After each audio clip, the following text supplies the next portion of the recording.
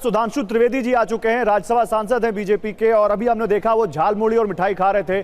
सुधांशु जी, तो आज झाल मुड़ी में टेस्ट ज्यादा आ रहा है या मिठाई में ज्यादा अच्छा टेस्ट आ रहा है? देखिए, प्रधानमंत्री जी ने कहा था कि झाल मुड़ी उन्होंने खाई और झाल मुड़ी की झार किसी और को लगी, पर उस झार के द्वारा राष्ट्रवाद का जो ज्वार आया है पश्चिम बंगाल में, मुझे लगता है वो पूरे देश को दिखाई पड़ रहा है।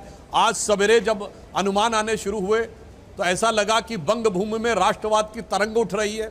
जो जो वो अनुमान आगे बढ़े तो वो तरंग प्रबल होती हुई ज्वार बनने लगी, और अब जब परिणाम की तरफ वो जा रहे हैं तो लग रहा है कि वह तरंग, वह ज्वार अब सुनामी में तब्दील हो रहा है। तो मैं कह सकता हूं ये भारत के इतिहास का एक युगांतकारी क्षण है। और ये मैं ये भी कह रहा हूं कि अगर इसको एक दूसरी दृष्टि से देखें तो गंगा शुरू होती है उत्तराखंड से, गंगोत्री से, फिर उत्तर प्रदेश में आके संगम होता है, फिर बिहार, और उसके बाद गंगा सागर में जाकर समुद्र में चली जाती हैं। तो अब केवल एक बिहार गैप रह गया था। अब गंगोत्री से गंगा सागर तक राष्ट्रवाद और विकास की अविरल धारा निर्बाध रूप से बहती हुई दिखाई पड़ रही है। और मैं ये भी कहूंगा कि यह गंगा का जो अवतरण हुआ है, इसके लिए कितना भागीरथ प्रयत्न हुआ। मैं आपको उदाहरण बताना चाहता हूं। 2014 का लोकसभा जीतने के बाद प्रधानमंत्री मोदी जी ने जस्ट जो पहली बैठक की थी, मुझे राजनाथ सिंह जी ने बताया था, उस समय वो अध्यक्ष थे, कि भाई मोदी जी कितने अद्भुत आदमी हैं कि वो 2014 में जीत का जश्न नहीं मना रहे हैं। 30 साल के बाद क्लियर मेजॉरिटी मिली, वो ये प्लान कर रहे हैं कि 2019 और आने वाले वर्षों में किन राज्यों में भाजपा मजबूत होकर अपना आधार बढ़ा सकती है। तो उड़ीसा और बंगाल उस समय से टारगेट किया गया। अमित शाह जी जब राष्ट्रीय अध्यक्ष नहीं बने थे, उत्तर प्रदेश के प्रभारी के रूप में शानदार काम करने के बाद उन्होंने कहा अगला लक्ष्य पश्चिम बंगाल।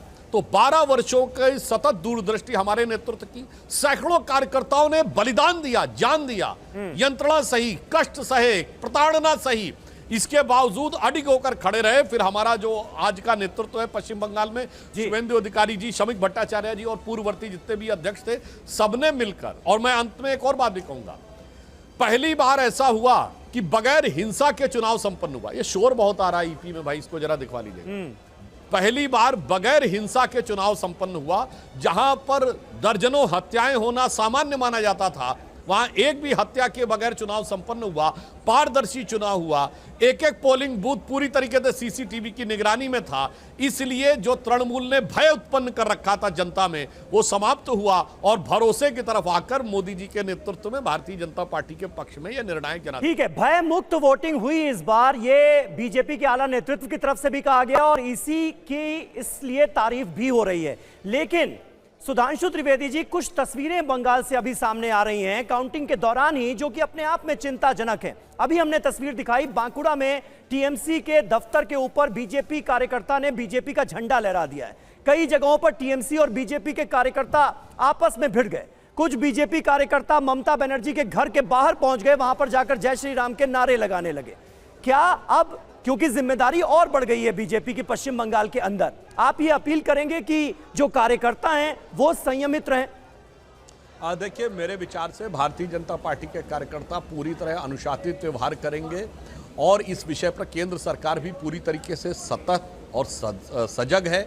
इसीलिए यह भी तय किया गया था कि 2 महीने तक अभी केंद्रीय सुरक्षा बल वहां रहेंगे, क्योंकि किसी भी प्रकार की हिंसा की प्रतिक्रिया हो सकती है, तृणमूल कांग्रेस की तरफ से भी हो सकती है, क्योंकि उनके अंदर सत्ता जाने की जो बौखलाहट है, जो खिसियाहट है, उसमें किसी भी प्रकार की चीज हो सकती है। और इससे भी अधिक खतरनाक बात क्या है कि ये जो खतरनाक स्तर का तुष्टीकरण था, जिसमें राष्ट्र विरोधी तत्व भी शामिल थे, घुसपैठियों का एलिमेंट भी शामिल था, जब उन्हें लगेगा कि अब उनके ऊपर शिकंजा कसा जा सकता है तो उनकी तरफ से भी किसी प्रकार की प्रतिक्रिया हो सकती है। तो सभी राजनीतिक दलों को पूरी जिम्मेदारी के साथ लोकतंत्र के इस पर्व के बाद अपने ऊपर नियंत्रण रखते हुए हिंसा को की तरफ जाने की से बचना चाहिए, और ऐसी कोई भी परिस्थिति हो तो सुरक्षा बलों को। सुधांशु जी, लेकिन आप लोगों ने आपस में बात की होगी, आपने भी देखा होगा, बीजेपी को इस ऐतिहासिक जीत का सबसे बड़ा कारण आपके हिसाब से क्या है? क्या एसआईआर के बाद जो वोट कटे उस वजह से, जो लॉजिकल डिस्क्रिपेंसीज के नाम से जो लोग वोट नहीं डाल पाए उसकी वजह से, सुरक्षा बलों का इतना बड़ा अभूतपूर्व जमावड़ा, जहां अभिषेक बनर्जी कहते हो कि बस वॉरशिप और राफेल आना बाकी है, इस वजह से लोगों में सेंस ऑफ सिक्योरिटी आई, या फिर वो एम फैक्टर काम कर गया, चाहे पीएम मोदी का फैक्टर हो, चाहे महिलाओं को लेकर आपने मुद्दा उठाया हो, सबसे बड़ा फैक्टर क्या काम कर गया बीजेपी के पक्ष? देखिए, मैंने अभी आपको बताया कि 2014 के बाद से ही भारतीय जनता पार्टी ने के केंद्रीय नेतृत्व ने योजना के तहत और पूरे कठोर परिश्रम के साथ हमारे कार्यकर्ताओं ने काम करना शुरू किया था। अब अगर उसके बाद अगर आप देखें कि सबसे बड़ा फैक्टर, तो बड़े तर्कसंगत ढंग से देखिए, 2011 के पश्चिम बंगाल विधानसभा चुनाव में भारतीय जनता पार्टी एक अप्रासंगिक दल था। 2016 में हम 3 सीटें पाते हैं और 10% वोट पाते हैं।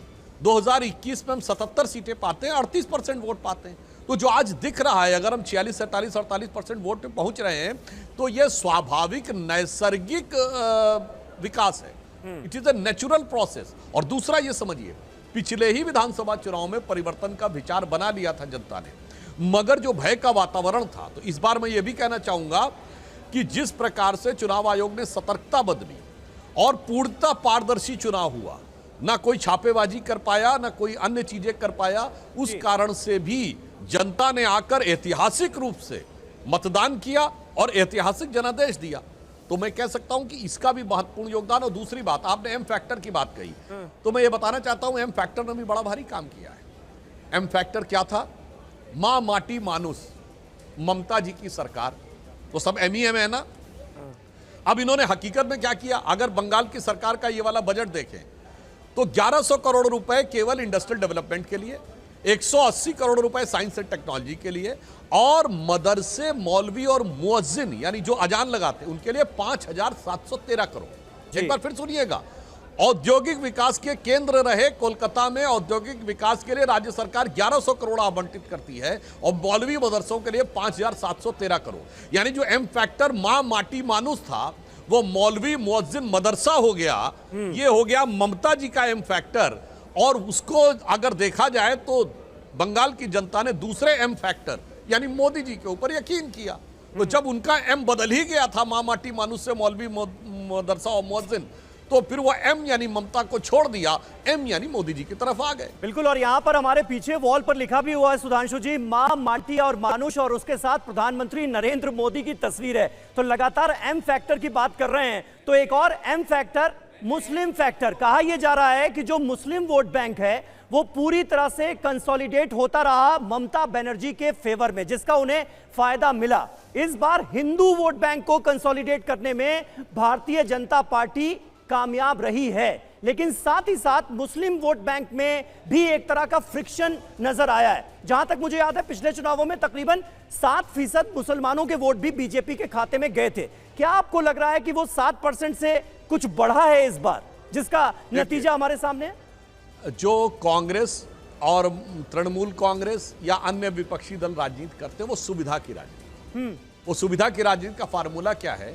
वो है सीडीएमए। सीडीएमए का मतलब ये समझिएगा कि वो कोड डिवीजन मल्टीपल एक्सेस, वो मोबाइल वाला नहीं, caste divide and Muslim appeasement. Caste divide in Hindus and Muslim appeasement के साथ कंसोलिडेशन करो। तो सबको लगता है हर भारत के राज्य में 15% से लेकर 30% के बीच में मुसलमान है।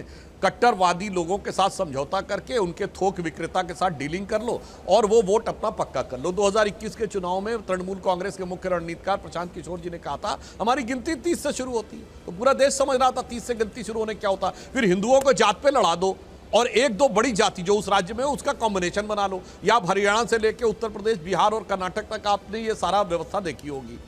अब क्या हो रहा है, हमने -30 से शुरू किया और वो +30 से शुरू किए। -30 से शुरू करने वाले को कितनी मेहनत करनी पड़ती है, कितना कठिन परिश्रम करना पड़ता है और तिनका तिनका जोड़कर कहां तक पहुंचना पड़ता था। सुधांशु जी, एक आखिरी छोटा सा सवाल है। 45 सरकार बनने के 45 दिन बाद आपने कहा था फेंसिंग लगाना शुरू कर देंगे, और यही आप लोग टीएमसी पर आरोप लगाते थे कि फेंसिंग लगाने नहीं देते और घुसपैठ कराते हैं। तो 45 दिन के अंदर फेंसिंग लगनी शुरू हो जाएगी? अब देखिए, गृह मंत्री जी ने कहा है तो आप निश्चित मानिए, प्रधानमंत्री मोदी जी आज भारत की राजनीति में विश्वसनीयता की प्रामाणिकता के प्रतीक हैं और विपक्ष विश्वसनीयता के संकट का प्रतीक है। प्रधानमंत्री जी जो कहते हैं वो करते हैं, विपक्ष जो कहता है वो नहीं करता और हर 5-7 साल के बाद अपना स्टैंड ही पूरी तरीके से चेंज कर लेता है।